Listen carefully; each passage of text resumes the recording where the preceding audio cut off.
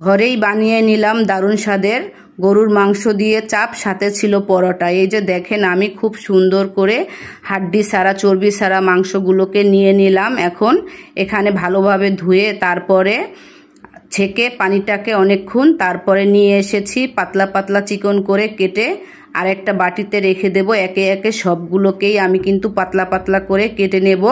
আমার কেটে নেওয়া হয়ে গিয়েছে। এখন বাটিতে উঠিয়ে চলে যাব পাটা পুতার কাছে। এখানে এখন পাটা পুতার কাজ, বটির কাজটা শেষ। আপনাদের দেখাচ্ছি কতটা পাতলা হয়েছে।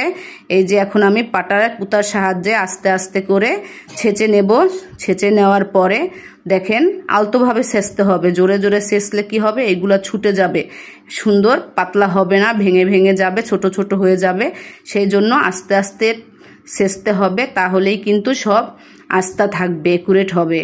তারপরে আমি এক এক করে নিয়ে নেব ছেঁচার জন্য। ছেঁচা শেষ হয়ে গেলে আমি আরেকটা বাটিতে সুন্দর করে উঠিয়ে নেব। উঠিয়ে নেওয়ার পরে তারপরে এটাকে মশলায় মাখাবো। দাঁড়ান আপনাদের দেখাচ্ছি। এই যে আমি বাটিতে উঠিয়ে নিলাম এক এক করে, অনেকগুলো হয়েছিল। এখানে আমরা লোকও ছিলাম অনেক, সেই জন্য অনেকগুলোই বানালাম। দিয়ে দিলাম লবণ, তার সাথে দিয়ে দেব এখন মরিচের গুঁড়া, যার যতটুক লাগে, ধনিয়ার গুঁড়া, জিরার গুঁড়া, আদা রসুন বাটা, এখানে দেব পেঁয়াজ বাটা, তারপরে দেব সস, তারপরে দেব সয়া সস 2 টেবিল চামচ দিবেন।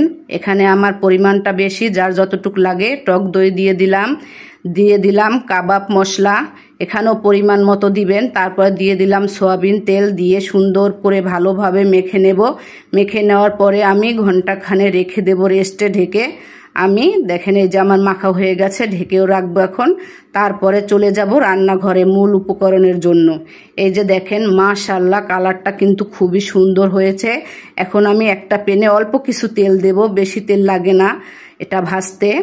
এখন তেলটাও গরম হয়ে গিয়েছে। এখন আমি এই যে দেখেন এক এক করে দিয়ে দেব। দিয়ে দিলাম এক এক করে সুন্দর করে দিয়ে কম আঁচে আস্তে আস্তে করে ভেজে নেব। দেখেন কালারটাও কিন্তু দারুণ হয়েছে। আবার কেউ বলবেন না যে পুড়ে গিয়েছে, এই যে হয়ে গিয়েছে। এখন আমি আরেকটা সাইডে উঠিয়ে রাখবো একটা বাটিতে। এক এক করে সব উঠিয়ে নিলাম। দেখেন ঘেরানে আমার ঘরটা ভরে গিয়েছে। তার সাথে ছিল পরোটা, তার সাথে ছিল সস, তারপরে হলো সালাদ। এগুলো দিয়েই বাচ্চারা মজা করে খেয়ে নিয়েছিল। পরোটা বানানোটা দেখাই নাই, আর একদিন আপনাদের পরোটা বানানো দেখাবো। অবশ্যই কিন্তু বলবেন আমার খাবারগুলো কেমন হয়েছে। আপনারাও এটা দেখে একদিন ট্রাই করবেন, যারা না পারেন।